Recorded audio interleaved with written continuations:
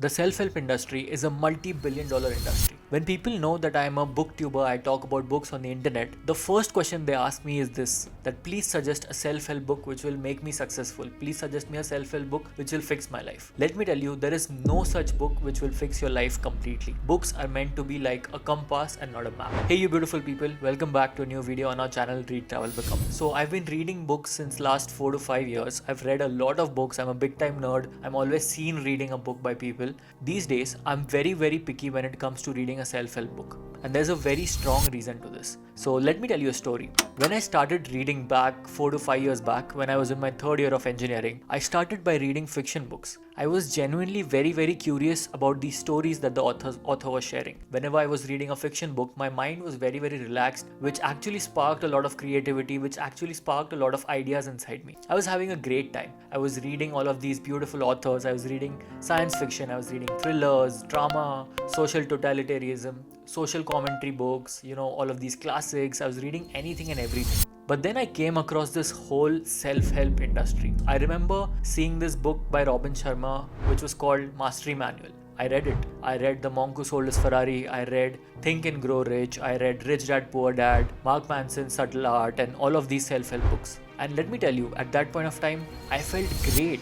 I felt really good reading that. When I finished those books, I was very excited. I was very happy to make progress, and I was thinking that I have a billionaire mindset now. I'm gonna be unconquerable. And you know what, even after reading these books, I also recommended these books to all of you guys who are watching my videos that hey, read this book, this will change your life. And then I started realizing, when I did a lot of self-reflection, I started realizing that I was having a false sense of progress. Whenever I was reading a self-help book, I was thinking I was making progress, but actually objectively when I looked at any of my progress, I was actually not doing any objective progress. I was not putting in the work. And then when I started digging deeper into it, when I started talking to a lot of people about self-help books, I found out that generally people are addicted to learning about self-help books. They are addicted to learning from self-help books than actually doing the work, which I thought is a big problem, and I should make a video about it. People these days love to read things and watch things and talk about things, which gives a sense of hope to them.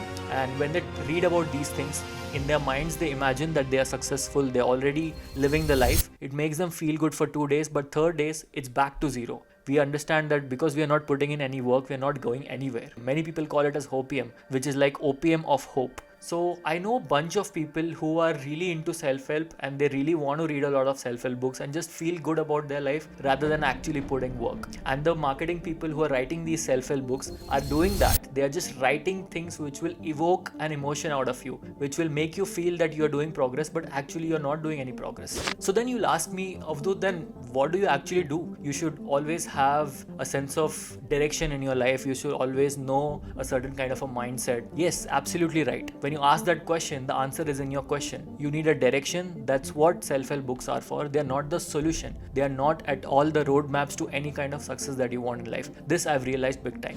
I came across this beautiful blog by Mark Manson where he talks about this problem of self-help in detail. Let me summarize some of the things from that blog for you guys. First of all, he talks about how reading a self-help book is very easy, but to actually implement whatever is given, it's very difficult. He has given a lot of examples related to this. For example, if you have a physics exam, it's very easy to sit down and open up a physics book, but to actually read it, to actually understand and remember is very difficult. When it comes to losing weight, it's very easy. You know that you just have to run, you have to lift some weights, you have to eat good food, and you'll lose your weight. But the act of actually doing it is very difficult. Hardly anybody is able to actually do it completely. But the act of actually following the routine, the act of actually eating healthy, lifting weights, regularly doing it day in, day out is very difficult. Again, very similarly, to become successful, reading about success is very difficult, but to actually put in the work is again very hard. So he says that this is a fundamental problem which all of us face these days because there is such an information overload these days.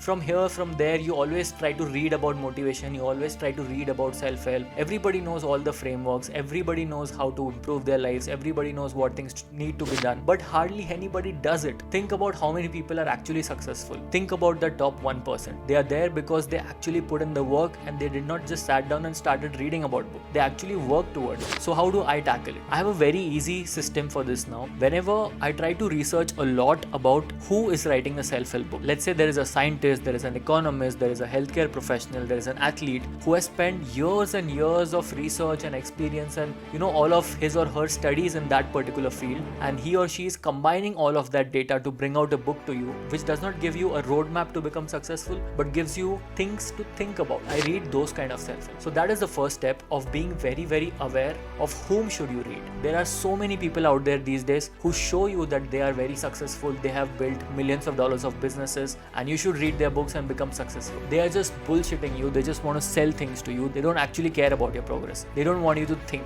The people who make you think are the real great mentors in your life. I follow that principle very religiously. Also, there's another beautiful story by Mark Manson which I want to share with all of you guys so that you can break out of this addiction to learning. So he says that people who read self-help books are generally of two kinds. Let's say there are two guys. The first guy is bad to okay and the second guy is okay to great. The first person is down in the dumps. He wants to become okay, and the second person is already okay and he or she wants to become great. Let's say it's a he wants to become great. Now when these people read self-help books, they perceive self-help very, very differently. The second person, who is okay, finds out the gaps in his life. He finds out that these are the areas where I need to work on. So they start working on those things, and that's how they progress to become great. But the first kind of people, which is majority of people who want to fix their lives, who are down in the dumps, who have a lot of challenges in life, what they do is when they read a self-help book, they feel that there's already so much for them to catch up to. There's so much for them to do, and look at where they are. There's no one around here. There are no resources here. There's no people around here.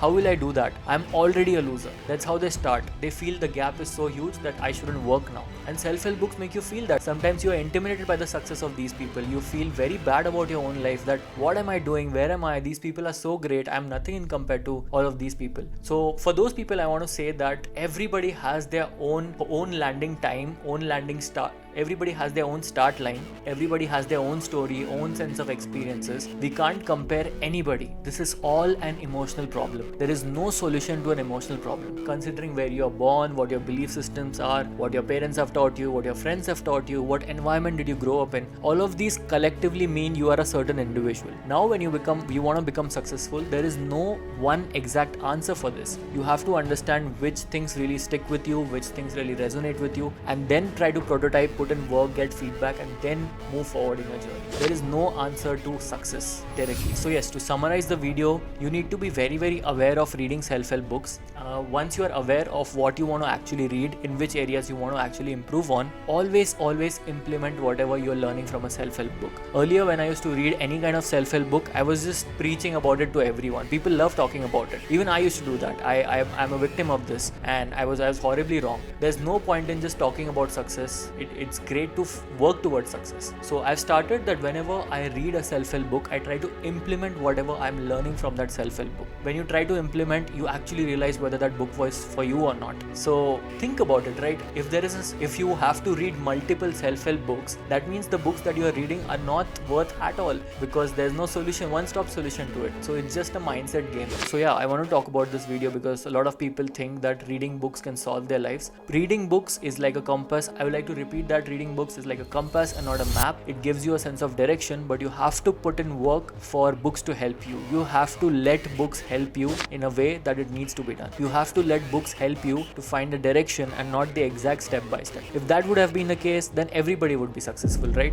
So yes, be very cautious when you're reading any kind of a self-help book. Because I am an active promoter of reading books, I always want the people who are watching me to read great books and also implement whatever they're learning from self-help books. I just don't want you guys to read self-help books. That's my next level of learning, which I want to learn with all of you guys, whoever's watching me since 2 to 3 years, that let's all try to implement whatever we are learning, we are reading, and not just read self-help. Again, keep reading fiction and keep reading biographies. For self-help, just remember to be cautious. That was the video, guys. Thank you so much for watching the video till here. If you liked the video, don't forget to subscribe to my channel and share your thoughts down below in the comment section. That's all for this video. See you in the next one.